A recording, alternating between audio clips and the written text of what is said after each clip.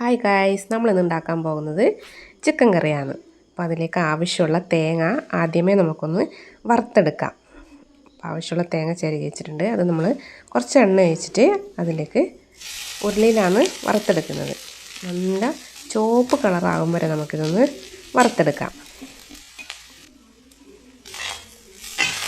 നന്നായി ഇളക്കി കൊടുക്കുക. അടുപ്പിലായതുകൊണ്ട് പെട്ടെന്ന് തന്നെ ഇത് നമുക്ക് വറുത്തെടുക്കാൻ പറ്റും. നല്ല ചൂടാണ് ഉരുളിക്ക്, അതുകൊണ്ട് പെട്ടെന്ന് ഇത് വറുത്ത് കിട്ടും.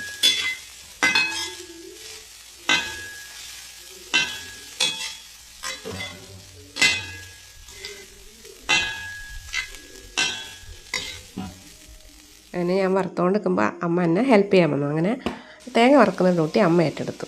പിന്നെ നമ്മൾ ചിക്കൻ ആവശ്യമുള്ള ഉള്ളി വഴറ്റിയെടുക്കുകയാണ്. എണ്ണ ഒഴിച്ചു, കുറച്ച് ഉള്ളി ഇട്ടു, കുറച്ച് ഉപ്പും കൂടി ചേർത്തിട്ട് നന്നായിട്ട് വഴറ്റിയെടുക്കുക. ആവശ്യമുള്ള ഇഞ്ചി വെളുത്തുള്ളി ഇട്ട് കൊടുക്കുക. പിന്നെ തക്കാളി, പച്ചമുളക് ഇതൊക്കെ ഇട്ടിട്ട് ഒന്നും കൂടി വഴറ്റിയെടുക്കുക. പിന്നെ എരിവിന് ആവശ്യമുള്ള മുളകാണ് ഈ ചേർത്ത് കൊടുക്കുന്നത്. കുറച്ച് എരിവുള്ള മുളകാണ്, അപ്പോൾ കുറച്ച് ചേർത്ത് കൊടുത്തു. ഇത് നന്നായിട്ട് ഇളക്കുക. പിന്നെ ആവശ്യമുള്ള മസാലസ് എല്ലാം ചേർത്തു. മഞ്ഞൾപ്പൊടി, മല്ലിപ്പൊടി, കുരുമുളക് പൊടി, അങ്ങനെയുള്ള മസാലയും കുരുമുളക് പൊടിയാണ്. കുരുമുളക് പൊടി ചേർത്തു.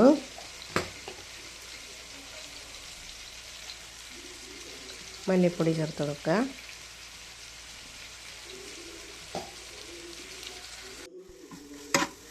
നന്നായിട്ട് ഇളക്കുക. മുത്തില്ല, അതുകൊണ്ട് വീഡിയോ എടുക്കാൻ കുറച്ച് പാടായിരുന്നു. അങ്ങനെ പൊന്നുമാണ് എന്നെ ഹെൽപ്പ് ചെയ്ത് വീഡിയോ എടുക്കാൻ വേണ്ടിയിട്ട്.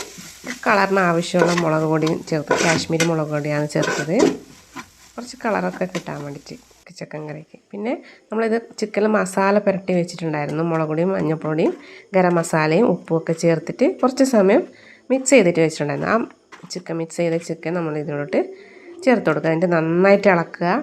ചിക്കനിൽ നിന്ന് വെള്ളം ഇറങ്ങി വരെ നമുക്ക് ഇളക്കി കൊടുക്കുക.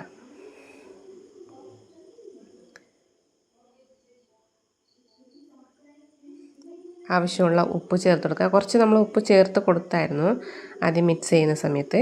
അപ്പോൾ കുറച്ചും കൂടി ഉപ്പ് ചേർത്തിട്ട് നന്നായിട്ട് ഇളക്കിയിട്ട് മൂടി വെക്കുക. ഇത് ചൂടുവെള്ളമാണ്, ചിക്കനിൽ വെള്ളം ഇറങ്ങിയിട്ടുണ്ട്. അപ്പോൾ കുറച്ച് ചൂടുവെള്ളം ഒഴിച്ചിട്ടാണ് ഇത് മൂടി വെക്കുക.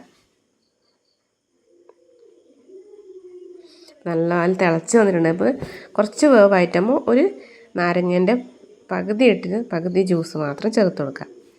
അപ്പോൾ തേങ്ങ വറുത്ത് കിട്ടിയിട്ടുണ്ട്. ആ വറുത്തെടുക്കുന്നതിൻ്റെ വീഡിയോ എടുക്കാൻ പറ്റിയില്ല. ആ തേങ്ങയും കൂടി വറുത്ത തേങ്ങയും കൂടി ചേർത്തിട്ട് ആവശ്യത്തിന് കുരുമുളകും ചേർത്ത് നമ്മൾ ചിക്കൻ കറി റെഡിയായി.